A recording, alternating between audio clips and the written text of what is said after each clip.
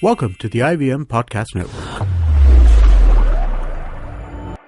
If, like me, you love traveling, you must check out the Rediscovery Project by Hoshnar and Ambika. They talk about their travel experiences around India, and you can catch them every Monday on your favorite podcast app or on IVM's app.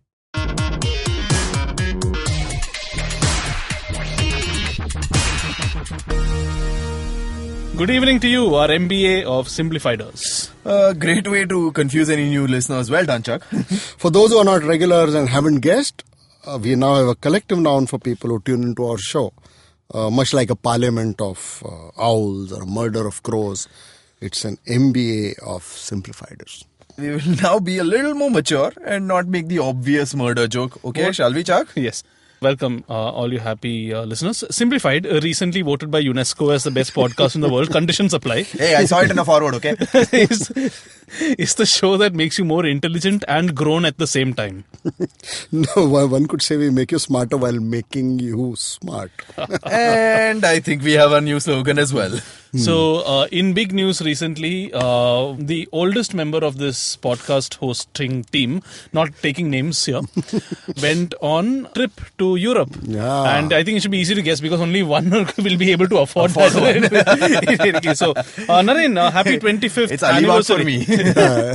Happy 25th anniversary. Thanks so much. Yeah. And you went, where did you go? It was the occasion of our 25th anniversary. So I was rooting for Lonavala, lovely place, Alpine Meadows and everything like that. And wife wanted to go to Europe, so she won. Of course. And we went to what was formerly Czechoslovakia, as my friend Ramesh Srivat famously said. It used to be Czechoslovakia. Now it became the Czech Republic. And it became Slovakia, and nobody knows where the O went. So Czech Republic and Austria and Germany. So we went to Prague, which is called Praha, and I made the clever joke that because we are in Praha and my wife looks like a goddess, we should call her Praha Devi. So then I promptly got kicked in the shin. So after that, till we landed back, there was no further jokes. Yeah. Did you manage to get any of the Austrians, the Viennans and the Praguers and what is the other country now? Germany. Slovakians. Berlinians. To Berlinians?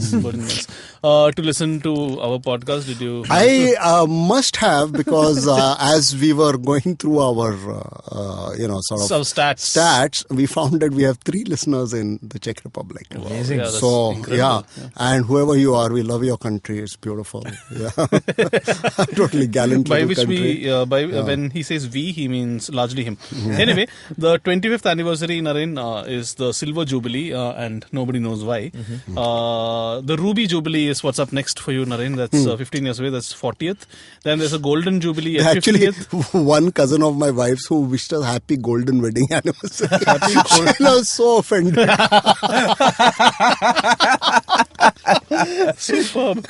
Then there's a 50th anniversary. There's a 60th anniversary. That's a Diamond Sapphire comes at 65, strangely enough, and then Platinum at 70.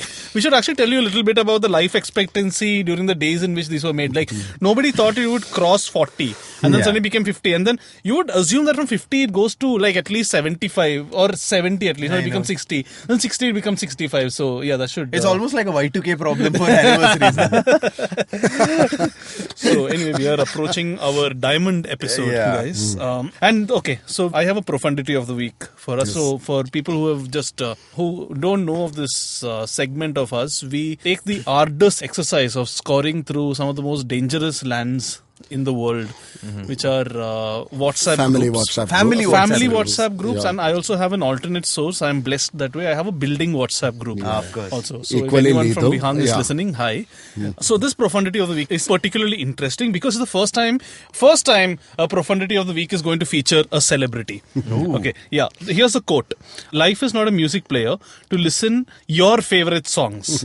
It is a radio. You must adjust yourself to every frequency and enjoy whatever comes in it. Wow. And accompanying this image is a picture of none other than Abdul Kalam fan club. Because science. Because science. Right? Like, it's credibility. Yeah. It's like a celeb endorsement in an ad film. Yeah. Okay. One, the quote was not by Abdul Kalam. I don't think he would have ever said anything like that. But what I like is if they're really equating life to a radio, I think they should take it to its logical conclusion and say that life is basically mostly static with just a few things that work. It is also obsolete and is largely being replaced by podcasts. Boo! Or should we say audio boo? Oh yeah! Great time. And yeah, so it's almost like that quote that exists that say whatever the you want to and add a celebrity's name next to it because it will sound more profound by Abraham Lincoln. The original quote was "Don't believe everything you hear on the internet" by Abraham Lincoln. Anyway, so this week, guys, I want to talk about this little-known service that you might have heard of called Facebook. Yeah, I know. Having worked a substantial amount of time at a digital agency and having visited the Facebook office just about a week ago, I'm somewhat aware of it, Chuck. Yeah, somewhat. One must reside in a fairly substantial internet-free rock in order not to know about it. And I think it's only a matter of time before it replaces flower in the F for thing in the children's alphabet. A for Apple, B for F for Facebook. Yeah. So Facebook is that website or app that makes everything easier. Keeping in touch with your school friends, keeping in track of birthdays, stalking your ex. A few days ago, Facebook held their F8 conference. While news of this was largely publicized, people are likely to have glossed it over since that didn't mean any immediate change for them, like a new annoying feature that replicates Snapchat in some way. So F8 is basically their developers conference, Yeah, right? Facebook's developer conference. Facebook's conference for developers, entrepreneurs and general geeks who want to build some product or service around Facebook. It's not an annual fixed event, so it just like seemingly happens whenever Mark feels like it, I guess. Okay, before we talk about what happened at F8, I think this is one of the most important things about Facebook and its like almost its infallibility, right? Like a lot of social media platforms have come, gone and died. But in my opinion, two things have made Facebook or keeps Facebook at the helm, really. One is Mark Zuckerberg is really smart and he knows how to make money. And I think that's one thing that he's managed to figure out how to sell data in order for money at just the right amount where users are not leaving it en masse. And the second thing I think, which is as important, is that Facebook is very deeply entrenched. And I'm not saying that from a habit point of view, like we wake up in the morning and check our Facebook before we even go to potty. That's not what I mean. It's entrenched into a lot of services. Like right now, if you remove Facebook, you suddenly lose the ability to log into a lot of apps. It's entrenched itself on a lot of websites where you like stuff and things like that. So I think Mark has been very smart Facebook has been very smart in terms of expanding its reach to more than just the app and website. And I think conferences like this, the F8 developer conference, really the starting point for a lot of that. A lot of stuff that we see today and take for granted started as a small experiment at the F8 conference. It's almost like an employee who keeps himself, unfireable by he's the only person who knows how to operate, say, the coffee machine. He's the only guy who has all the PowerPoint templates. So they'll never be able to fire him because if you lose him, it's basically a very strong ecosystem that he's built for himself. I now realize, Chuck, how you lasted this long in advertising. Thank you. I had no skills apart from actually knowing how the animations in PowerPoint work. These are things that they should actually teach you in B schools. Coming back to what you were saying, there's this conference thingy where these NIIT types come, is it? I stuck that line into the script just so that you could tell us your NIIT story before we go off into the F8 conference. What is the NIIT story? What is the NIIT story? Oh man. Anyway, so this is what happened. I went, no, it's not NIIT actually, it's Aptech.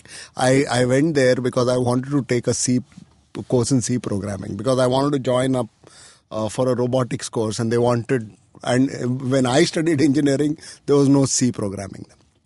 So I go to this place and there's this young lady and she asked me I tell her that I want to join a C program. Yes, it costs 3,200 rupees. I pay her the money.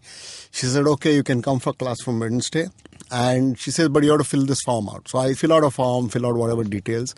And then I go. I take my receipt and go. And then 2 minutes later, she calls up. So I'm down the building. And she says, sir, can you come back? There's some details you haven't filled. So I'm like, it's 3 stories and I don't want to climb up and I'm kind of old. So I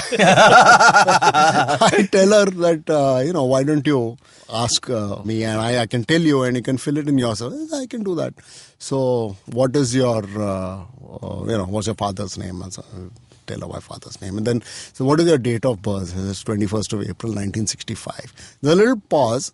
And then she says, sir, I wanted your date of birth, not your father's date of birth. So, I still haven't been able to figure that out.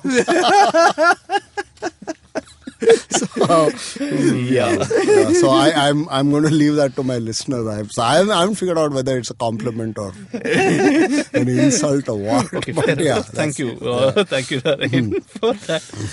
Okay, so here's the thing: the things that are announced at F8 are usually big news for developers and sometimes even marketers, Srikeit like you and myself, but not so much for the lay user because it doesn't really affect their lives all that much. But just yet, but it will. Technologies and trends that are being worked on today, especially at F8 or being announced at F8, will find a cool implementation a few years down the line.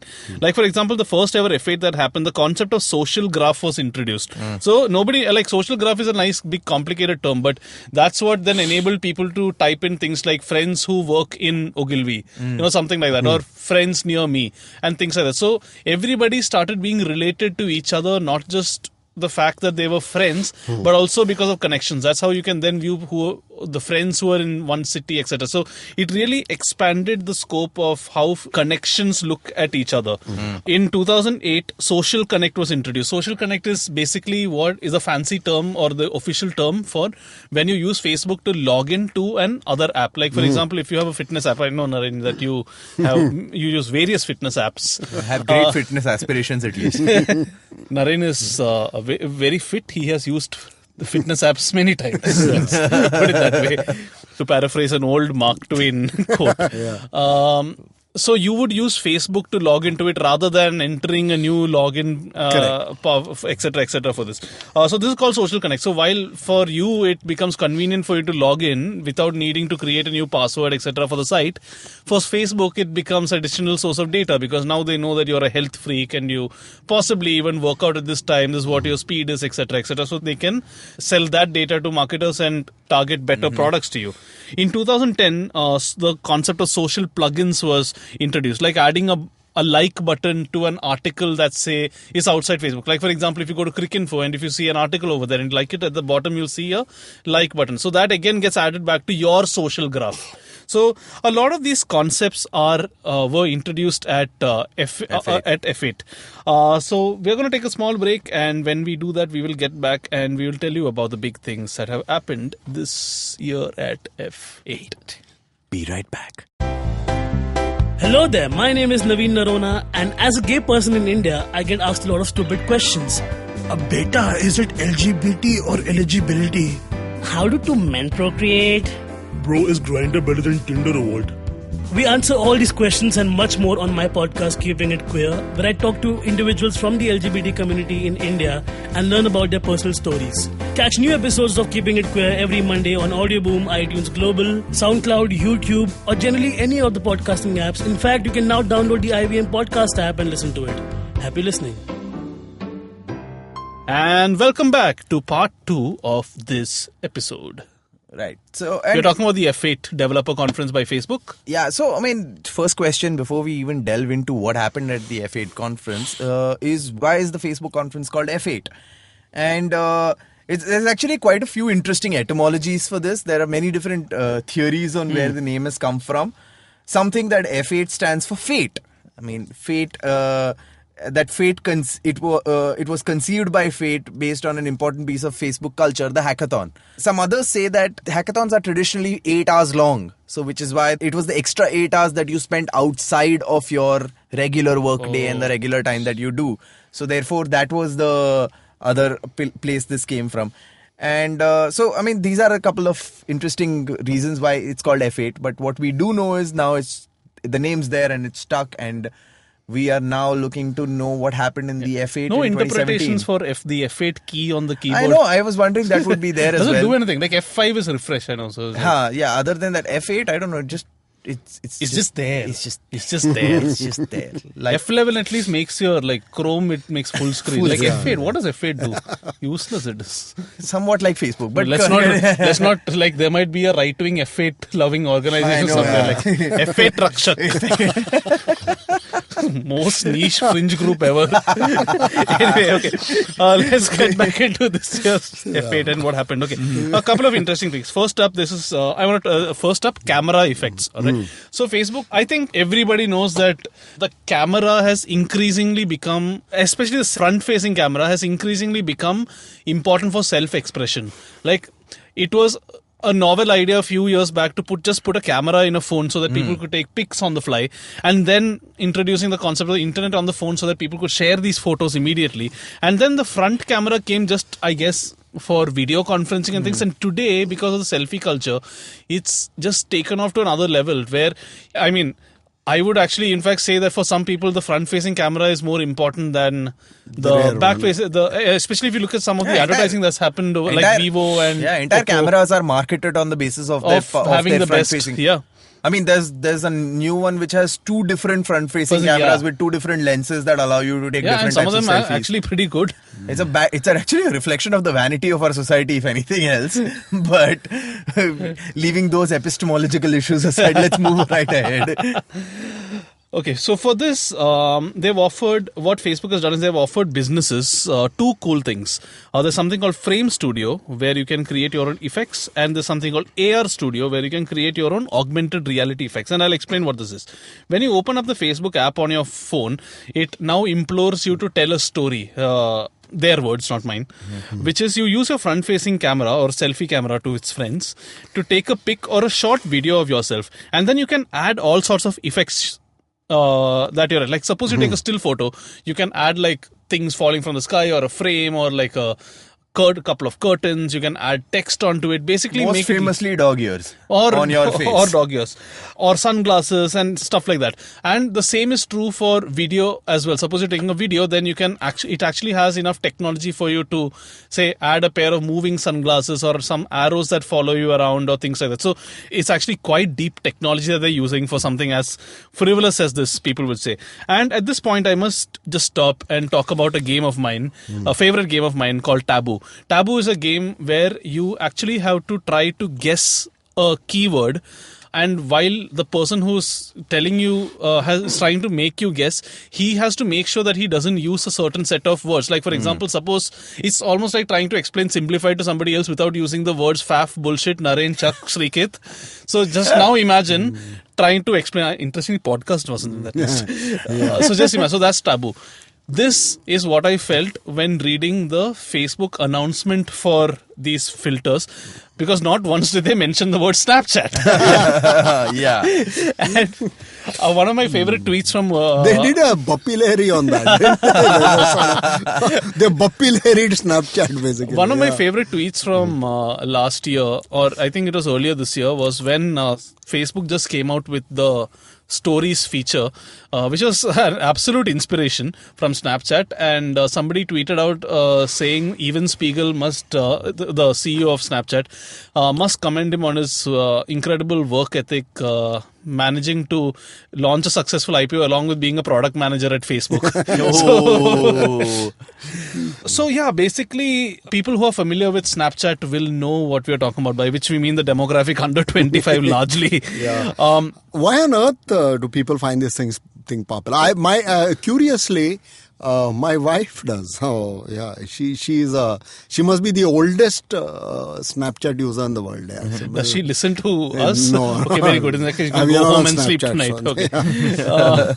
Yeah. So I mean, it's damn annoying for people like us who work in advertising. Yeah, okay? dude. Like, I mean, what they do is like you kind of just got the hang of one platform. First you learn, then you train all your juniors, and you train the rest of the agency on how to work on it. And then new feature comes. And just like that, all that you have learned all over, you've struggled and gotten to this point where I know and little selling bit. it to the client. You sold it. You have told the client, this is the place you need to be. The client's internalized, and suddenly they're like, we okay, need everything a you learned Snapchat is... filter strategy. Yeah, I know. And it's now all obsolete. It's gone. Yeah. So Okay. you can... So now basically a brand can create its own frame on Facebook. Alright, so for people who still haven't got it, just imagine you can take a pic and you add some effects to it. These effects, if they are still, they are called frame, and if they are moving, well, it's augmented reality. So people can create their own frame on Facebook, and well, these frames should ostensibly carry forward the brand message after endorsing it. Of course, given how averse people are to be associated with advertising in general, the thing had better be damn good.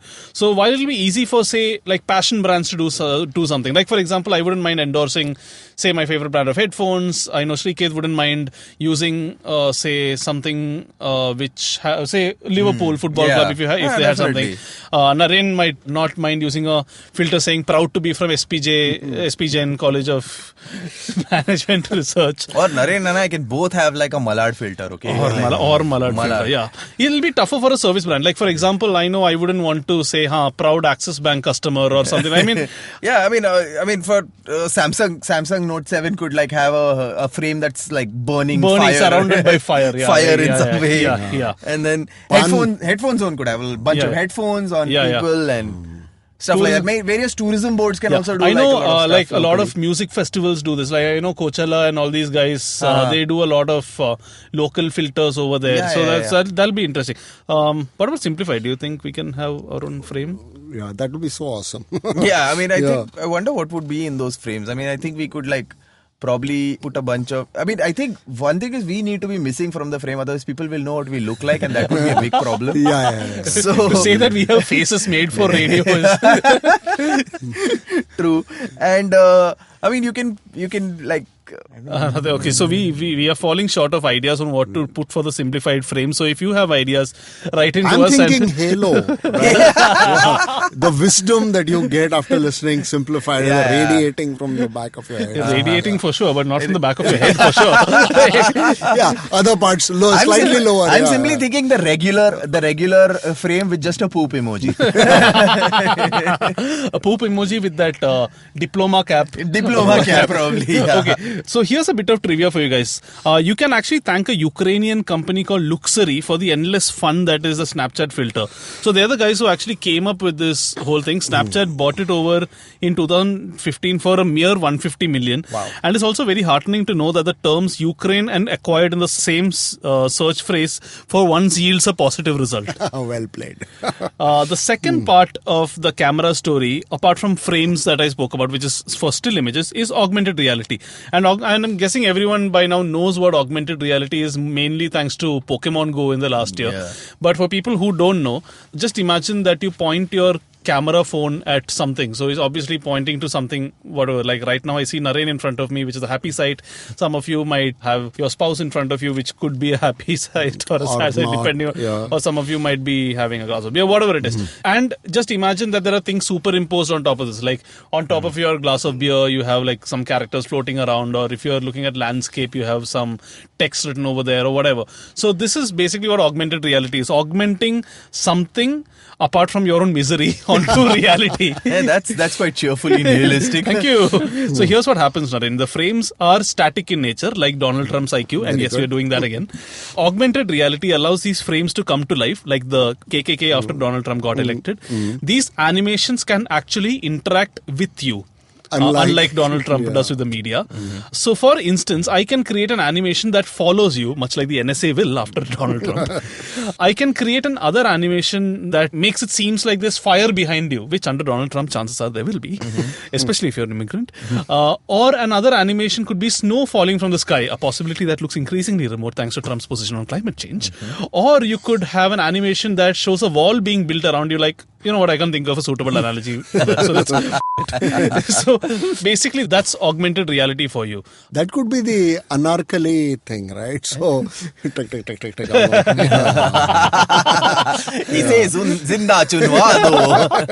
So basically anything superimposed on top of the reality that you see through your mobile phone. This could be images, this could be text, it could be videos that pop up. The two best examples, one again Pokemon Go, and strangely enough a positive example from the Times of India, which had this app called Alive, where what you do is you see basically what happens for augmented reality is the augmented reality app looks for something that a picture or something that's pre-programmed.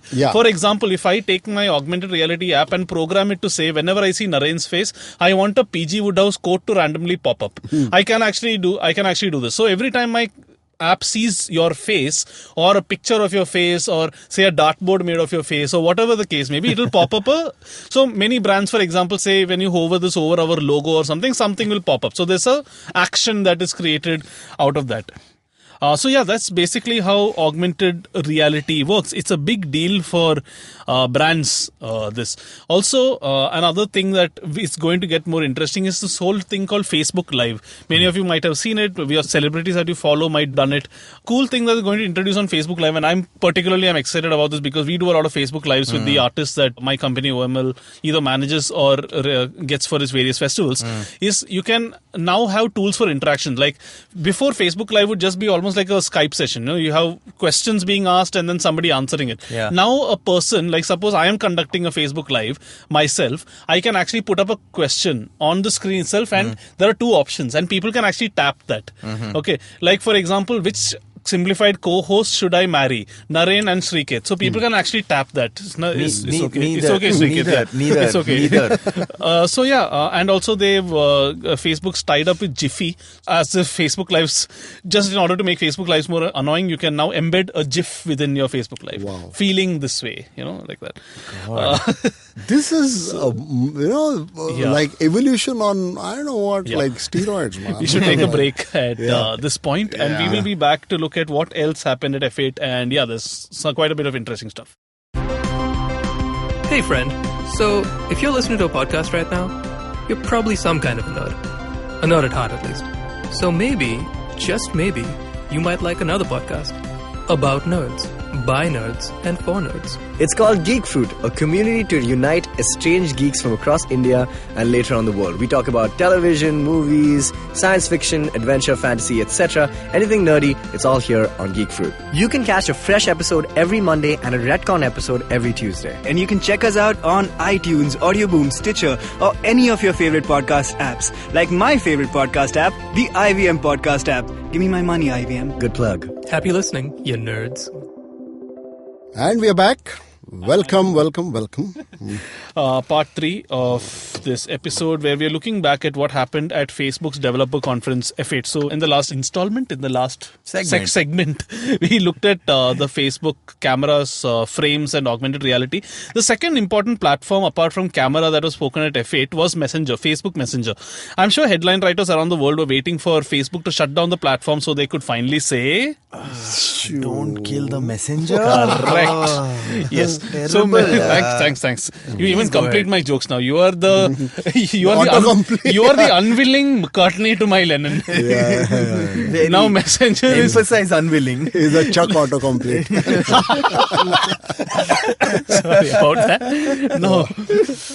Let's move along, shall we? Now Messenger. I am not proud of that moment. Thank you. Now Messenger is already fairly advanced. People who have used Messenger in the last 1 year will know there have been new features that are added that makes it more than just a chat app. You can build bots onto it that help with customer care, or if they are built badly, actually do much worse for customer care. You can actually order stuff. Like I've heard of e-commerce websites where you can type in like LED versus LCD. It'll tell you what this is. Then you'll ask for the options. You can actually buy stuff through Facebook Messenger itself. You can give feedback. But I've never been able to really coherently use Facebook Messenger. That's because it's not bots. At least are not that very well developed in India, and I think it's highly irritating. I used it in lieu of my SMS app once. Yeah. And it just irritated the hell out of me. I think also my guess for that is Indians are just so much more used to WhatsApp and the simplicity that comes with that, that the overwhelming number of features that Messenger has takes away. But then Facebook owns both of them. So to be honest, to this day, from a fairly heavy smartphone user's point of view, I just find Facebook Messenger to be very heavy as an app. It's just extraordinarily heavy. And one of the things that clunky. annoys me, I know this turned into a mini rant session against Facebook, is you can't reply within notifications, which is you have to open it just to see even what the message is. Anyway, let's stop bitching about them and say what they're doing. They're doubling down. So Facebook is actually investing heavily now behind Messenger, helping it easier for businesses to build bots, for people to discover these bots, etc. One of the important things that they're doing is chat extensions. So suppose, for example, the three of us are having a conversation and I say, hey, have you checked out say Carnival's new song, for instance, and Srikeit says, no, I haven't. So I can actually go to Spotify, which is a chat extension. So chat extensions are like associations with certain brands or whatever. I can go to Spotify, again in the US. I can search for the song and I can put that song, so it almost gets embedded. Similarly with Maps and their equivalent of Zomato or whatever the case may be. there's another on a smaller level. There's one more thing about simply saying that, you know what, okay, fine, I'll see you tomorrow around 8. Yeah, and then it automatically that converts says, into an event invite and stuff. Would you like to save this Yeah, or something? while that might be useful, that also raises some questions about privacy in some way. Like, I don't want you to know that I'm going to go for a meeting tomorrow, and Facebook's able to detect this in some way. So it kind of gets a little creepy there. Yeah, a little bit. So Messenger was one big thing. And now what I want to talk about is, okay, so till now we looked at how Facebook's planning to make us sillier using frames and augmented reality. So that's a look at Messenger using frames, augmented reality. Basically fun times ahead, especially when brands get onto the bandwagon. It's sad how we become so cynical about FB. Every new feature, we automatically think about how our data will be used, how marketers will leverage it, and how our lives will become hell eventually. Imagine if Aadhaar and Facebook were to actually share Naren. data. Even better. Don't give them ideas like that. If Aadhaar is compulsory for Facebook. Okay, that's a bloody chilling thought. I swear. We already have the picture for that Modi hugging Zuckerberg. Oh, that's actually what went down. that's where it came together. And anyway, so before we had to worry about marketers just targeting us on the basis of what we like and all. Now we might actually receive stuff on the basis of our IT returns, which might not be a bad thing actually. Yeah, like the Etihad example. I got targeted an Etihad flight ad for about 3 lakhs. So if they actually have my IT returns, they may actually target me things that I may be able to afford. So actually, I'm not entirely against this other Facebook. But sometimes very flattering. Hashtag Aukat.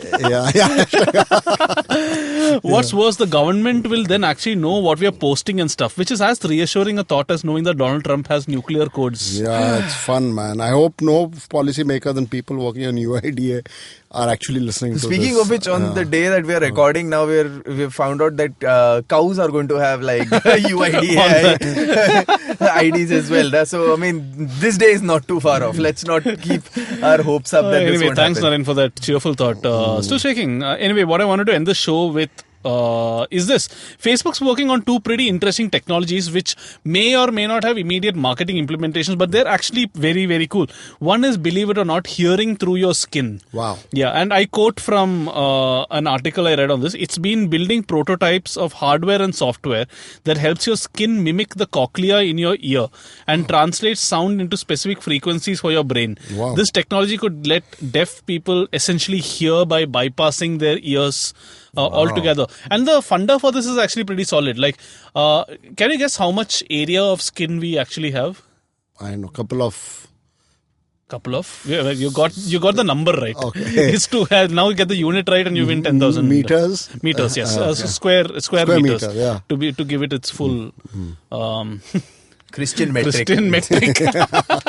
This technology has actually existed for a while. So there's a detailed article I read on it. There's a musician turned PhD researcher who actually wanted to help deaf people out and all that. So he did a lot of research on how sounds can actually be sent through skin.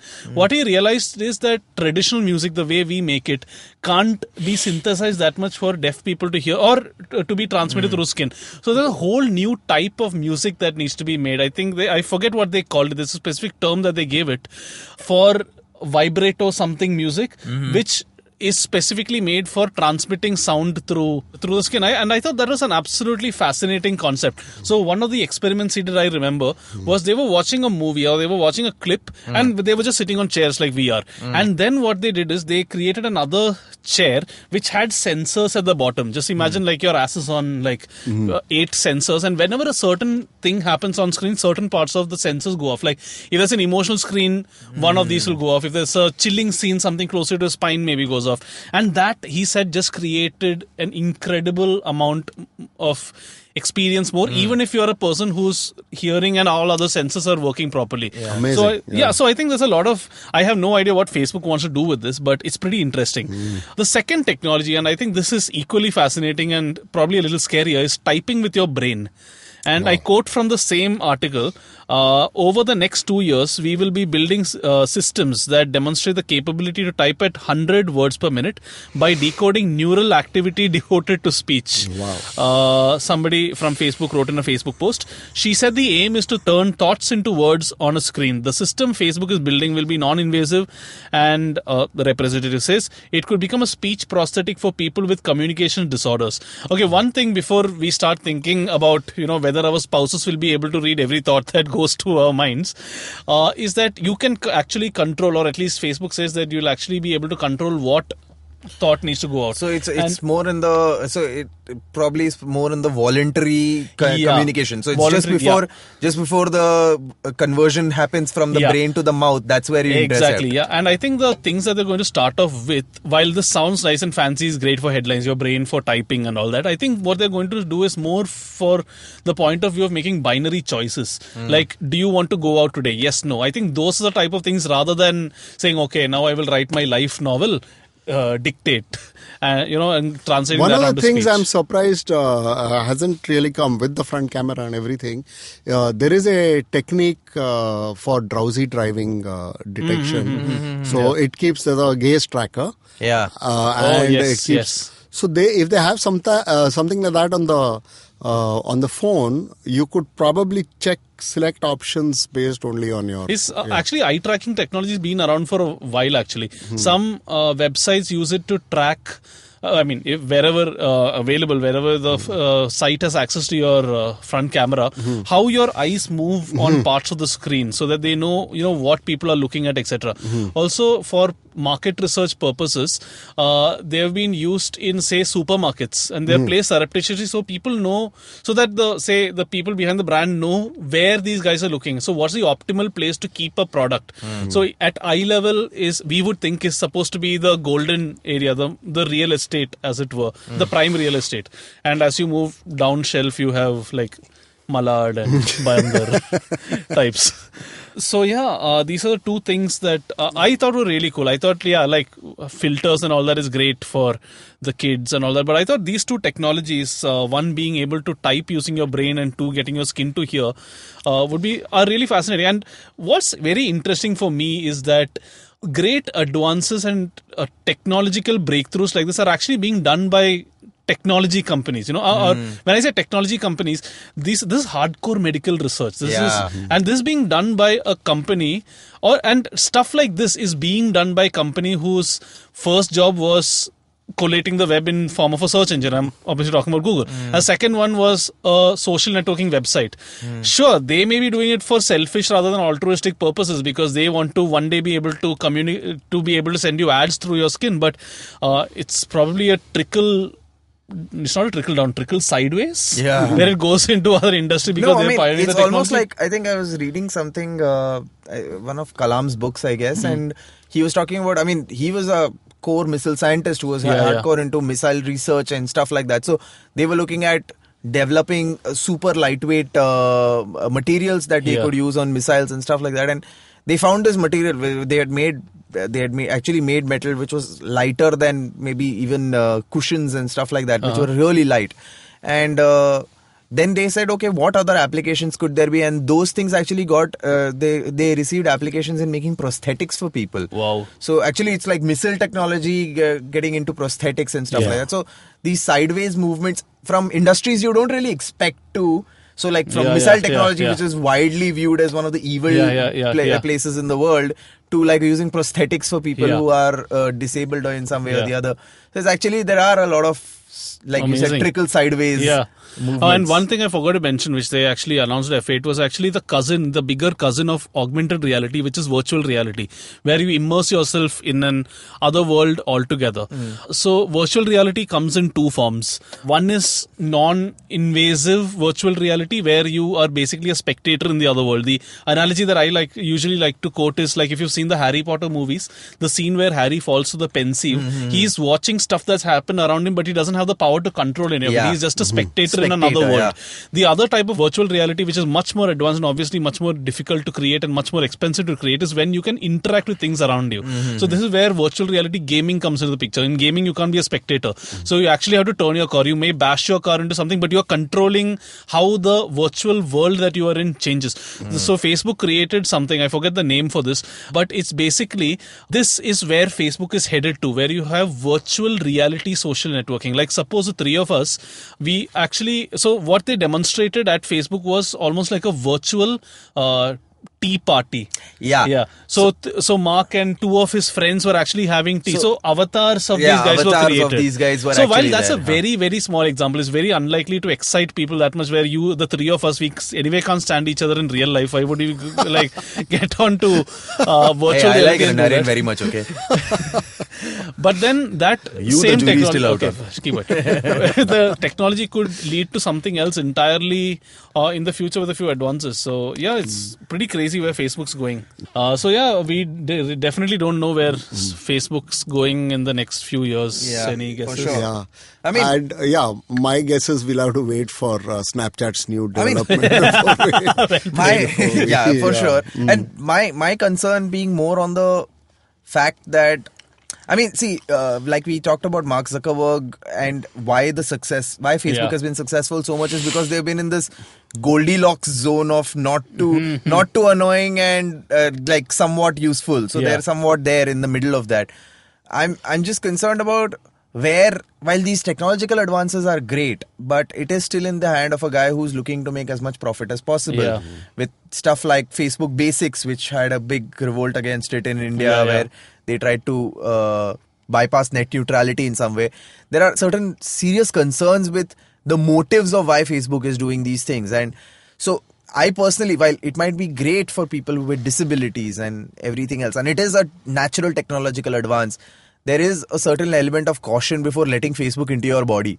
Right? I think that's a great way to sum it up, actually. So, I mean, while Facebook advances are great, and I think we need to look at them and see what kind of applications can there be and the advances, but we also really need to figure out that, dude, this guy is trying to make a buck out of all of our data and information here. And that data could be DNA. Yes. All right, on that prosthetic and prophetic and slightly ominous. Ominous. We'll sign off, and if you like the show, because Mark has shared this on his feed, subscribe to us. You'll find us on all popular podcast and make apps sure and you things. listen to this before you meet Mark next. It'll be very important. Sure, He'll ask he'll you be very questions impressed. and he'll give you question paper and all. He'll be very impressed if you. Check out all of the other IVM podcasts on the IVM app, and we will see you guys in a fortnight from now. Happy Snapchatting, happy Facebook storying,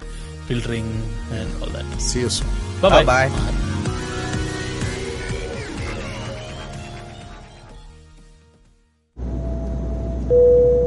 Good evening, ladies and gentlemen. This is your captain speaking. Sorry to say, but there's been a slight delay due to the apocalypse having suddenly begun. As you can see, there's death, destruction, and chaos taking place all around us. But don't you worry, food and drinks will be served shortly, and I would recommend checking out IVM Podcasts to get some of your favorite Indian podcasts. We'll keep you going till this whole thing blows over. Thank you.